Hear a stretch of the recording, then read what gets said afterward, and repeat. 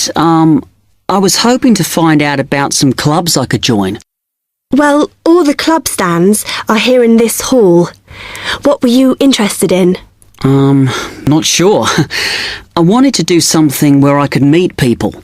Well, take this leaflet with details of all the clubs and see what you think. Oh, It'll probably depend on what day you're free. Like on Mondays, there's the film club.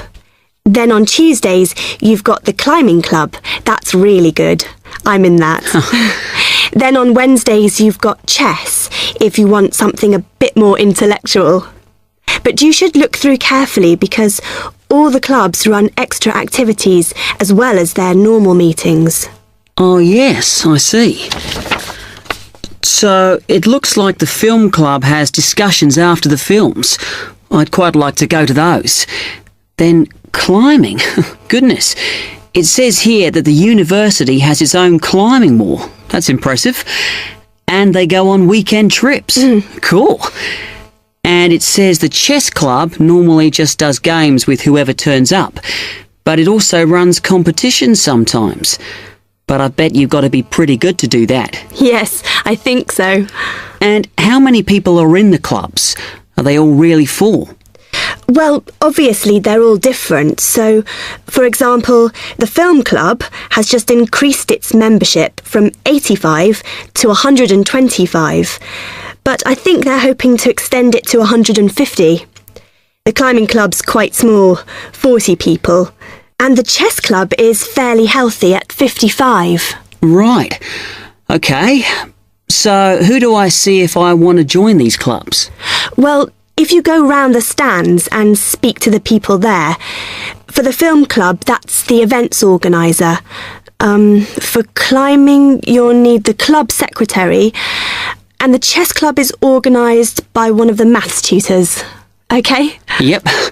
I think I'll start with the climbing club. It sounds good. Oh, well, as I said, I'm in that, so I might be able to help you a bit. You now have 30 seconds to read questions 5 to 10.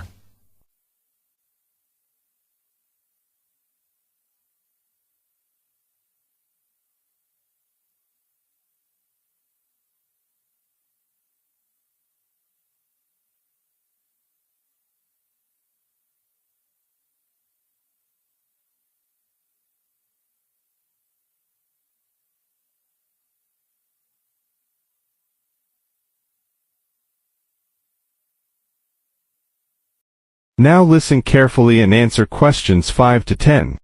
OK.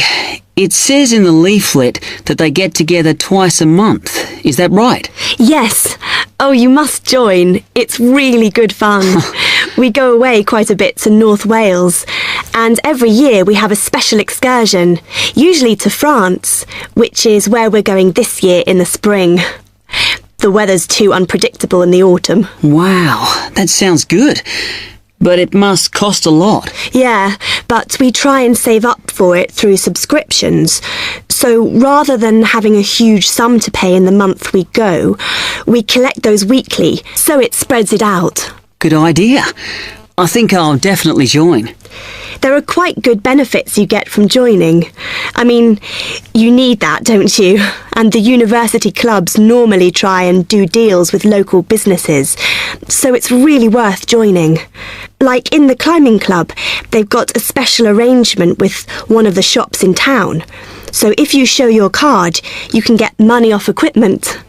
Don't think the discount extends to clothes, though. That's really worth it then. I'll go over and talk to them now. OK. Hope you do join. Oh, and another thing I meant to say. If you do become a member, you automatically receive a magazine once a year. It's quite useful and interesting because it goes out to all the national climbing clubs. And the other thing is, if you come to every session, then you can get a complimentary ticket to the big exhibition that's held in Cardiff every year. So, hope to see you. Yeah, well, thanks a lot for your help. That is the end of section 1. You now have half a minute to check your answers.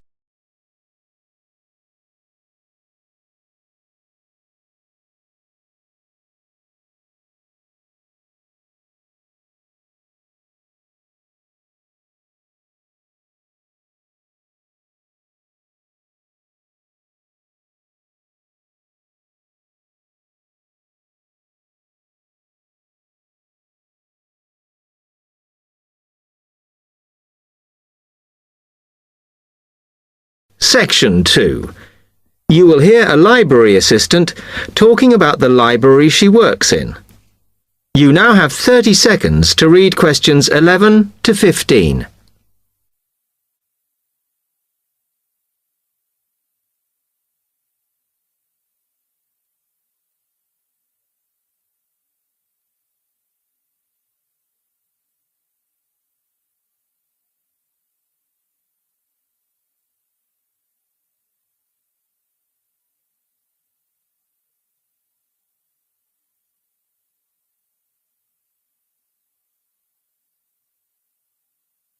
Now listen carefully and answer questions 11 to 15.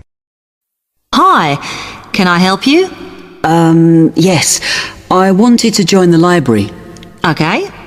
First of all, let me show you around the library and explain a few things for you. Okay, now we're here at the main entrance. You can see the reception, which is where you bring back and take out books. And also, we can order books and answer your questions there. Next to the reception, where you can see those old desks, is where we keep the magazines, because you can sit down and read there. They're divided into sections for sciences, geography, arts, etc. Then, at the back of the library, you can see the section for old books. Next to that is where the books proper start. That used to be the science section, but now on those shelves you'll find the art section. We had a big reorganisation in the summer, which I think has made it clearer. The numbering is standard, so you should be able to find what you want quite easily. However, if you can't find something, it probably means it's been borrowed. Okay, then in the corner next to the reference section is where we thought it was quietest and away from the phones and printers and things, so we've put the study desks there. They all have computer access if you need it for your laptop. We do ask that you don't just read magazines there though. Okay, then there's the reference section where you can look up the files. Then, as we come back to the main entrance, is the next section, where we used to have the languages. It got very busy and noisy, so when we moved everything round, we decided to put the law books here. Also, because it's a smaller section, it fits quite well here. Okay then, we're back at the main entrance. Over there, by reception, there's a door that goes to the extension, and we have further sections such as languages and study desks through there, so you could have a look round when we've finished. Then, just between reception and the door here is where we decided to put the computers, but the computer magazines are in the magazine section, as we found too many went missing here. Okay, is that everything? You now have 30 seconds to read questions 16 to 20.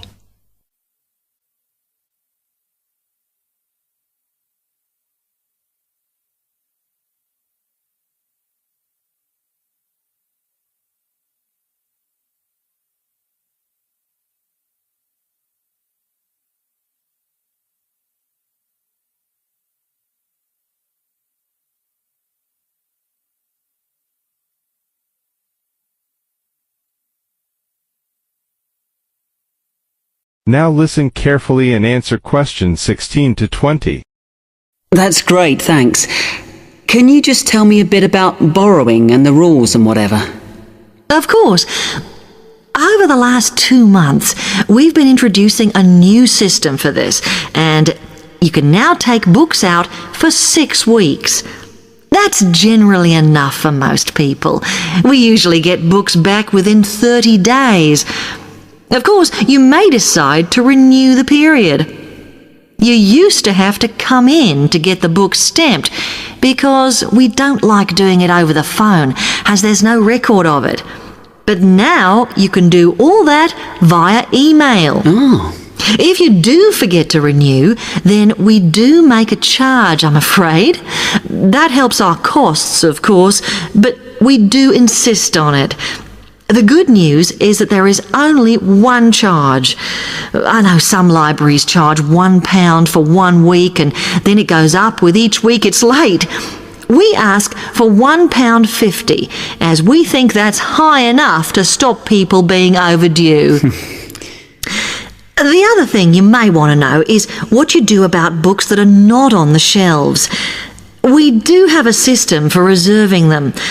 All you have to do is fill in a yellow form behind those blue ones on the desk and give it to someone at reception. We'll let you know when it comes in. Also, sometimes you will need a journal article that we don't have but can get from other libraries. So we offer an ordering service if you need it. Now, if you'd like to fill in this form here... That is the end of section 2. You now have half a minute to check your answers.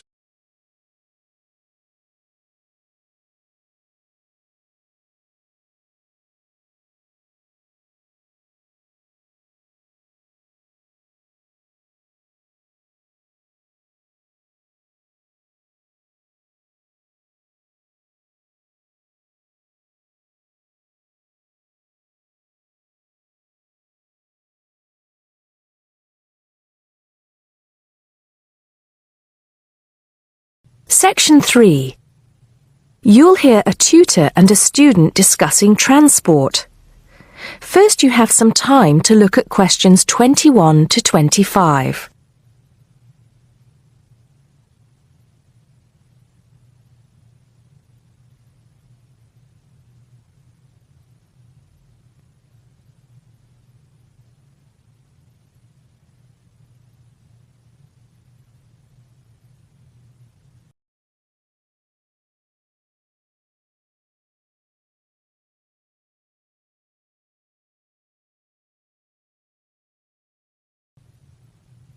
Now listen carefully and answer questions 21 to 25. Come in, John, come in. How's the paper going? Morning, Mr. Taylor. Pretty well, actually. Good, good. It's not all about bicycles, is it? I know you've got a thing about bicycles. Yes, but that's just... There are other ways to get around town, you know. Yes, I know. And I think I've researched pretty well all of them. Right then. So your paper's about urban transport in London, eh? Not just London, but that is going to be the focus. I've also looked at urban transport systems in cities around the world. Madrid, Beijing, Mexico City, Amsterdam, Paris, other countries too. You have been busy, haven't you? What's the purpose of your study? Well, two things really. I want to see if there are more efficient ways of organizing urban transport systems while cutting down on traffic congestion, and of course pollution, and to find ways of encouraging people to use public transport instead of their cars. Let's start with that then, with cars. I think you'll have a hard time thinking of ways to persuade people to swap their cars for a crowded bus or underground train. They're convenient, comfortable, faster, and sometimes they're a status symbol too.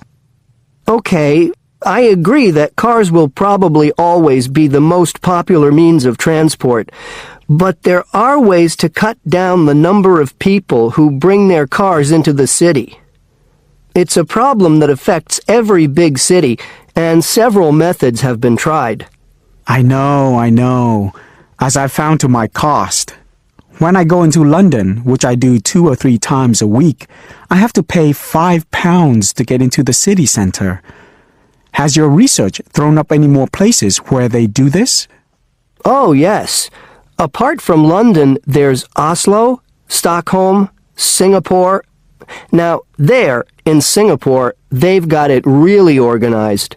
They've imposed a tax on all roads leading into the city center, and they have electronic sensors that identify each car, and then debit a credit card belonging to the owner. Before you hear the rest of the conversation, you have some time to look at questions 26 to 30.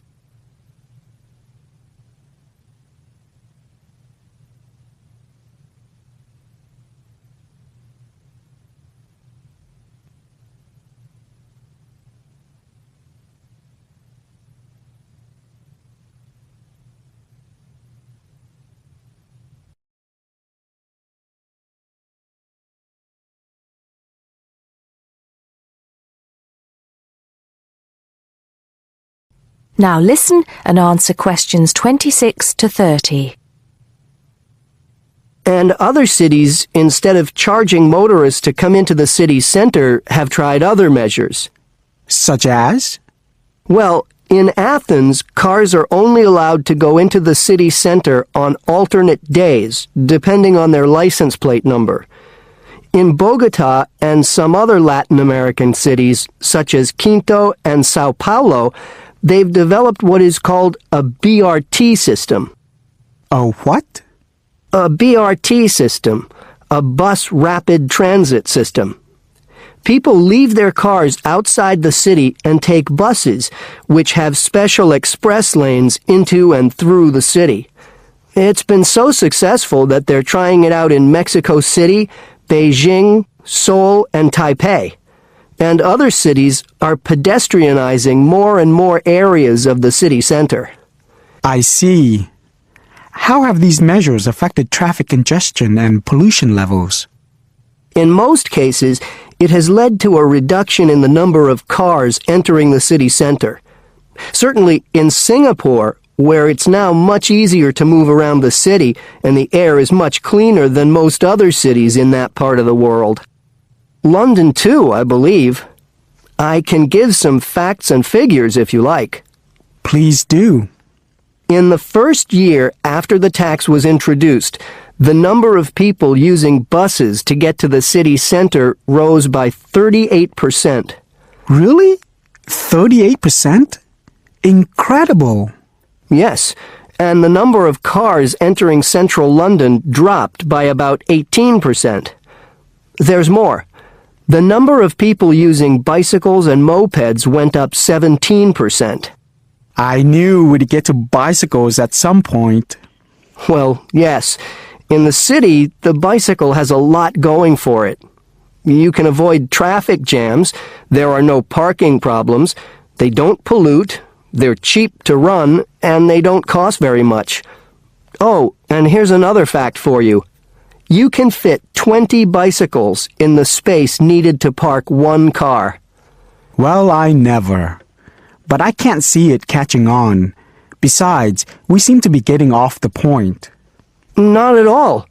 China, Japan, and Holland have all integrated bicycles into their urban transport systems. In Holland and Japan, they've got special parking areas for commuters who get to the station by bike. And Japan has even built multi-story parking facilities for bikes close to railway stations. Then look at America. In New York, delivery services use bicycles because they can deliver messages and small parcels far more quickly and at much lower cost than cars or vans. Even the police use bicycles. In fact, in about 80% of the towns in America where the population is around 500,000, the police regularly patrol on bicycles. And they have proved to be effective because they can reach the scene of an accident or crime faster and more quietly than officers in patrol cars, making a lot more arrests per officer. Well, you do know your bicycles, don't you? But I do need to hear more about the public transport system and what's to be done about that. And I'd like you to look a bit more into the economics of it, how much it will cost to improve the situation, and so on. Okay? Right. See you next Tuesday. Yes, next Tuesday. Bye, Mr. Taylor. That is the end of section 3. You now have half a minute to check your answers.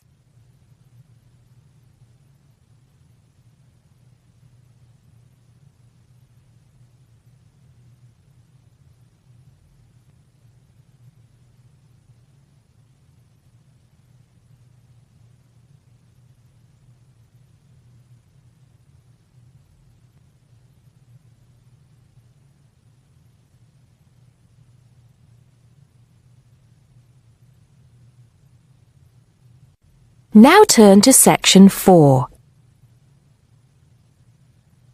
Section 4. You'll hear a lecturer talking to a group of science students. First, you have some time to look at questions 31 to 34.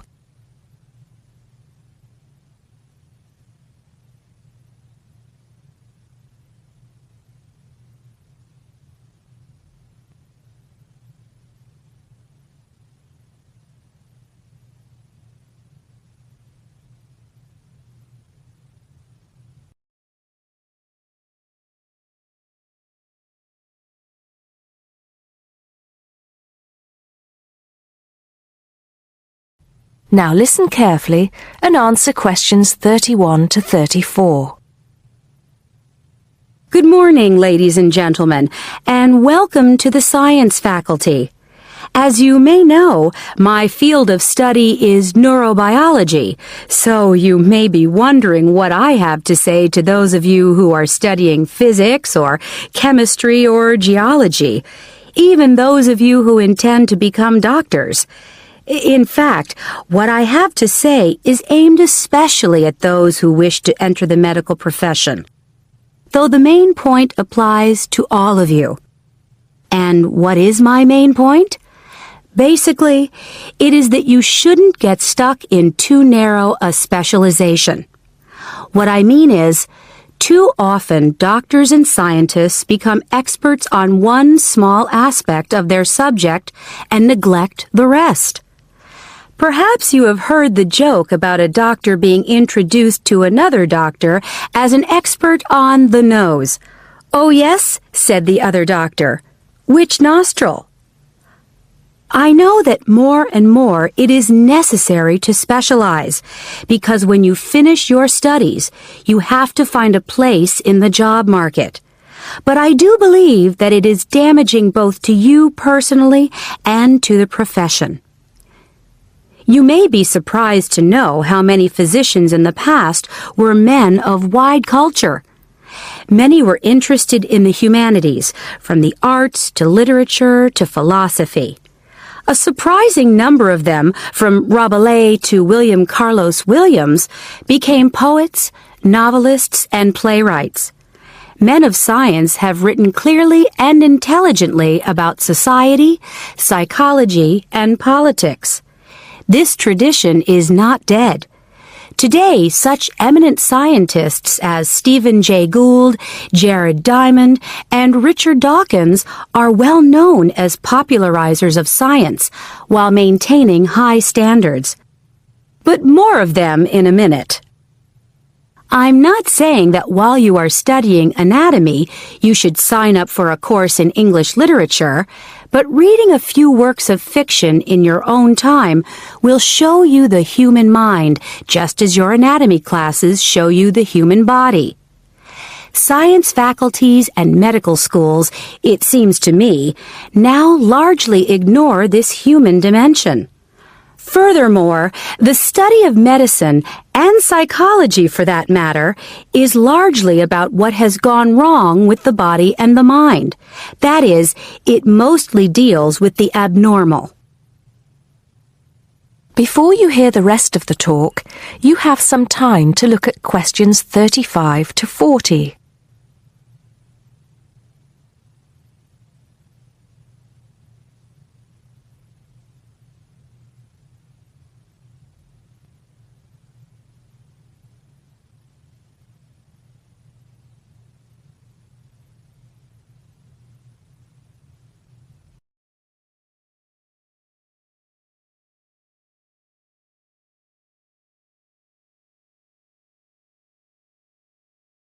Now listen and answer questions 35 to 40. So, to try and correct this situation, if only in a small way, I have come up with some extra reading for you to do. Don't worry. I wouldn't have chosen them if I didn't think they were enjoyable as well as interesting. The first on my list I'm sure you've all heard of, even if you haven't read it. It's Bill Bryson's A Short History of Nearly Everything.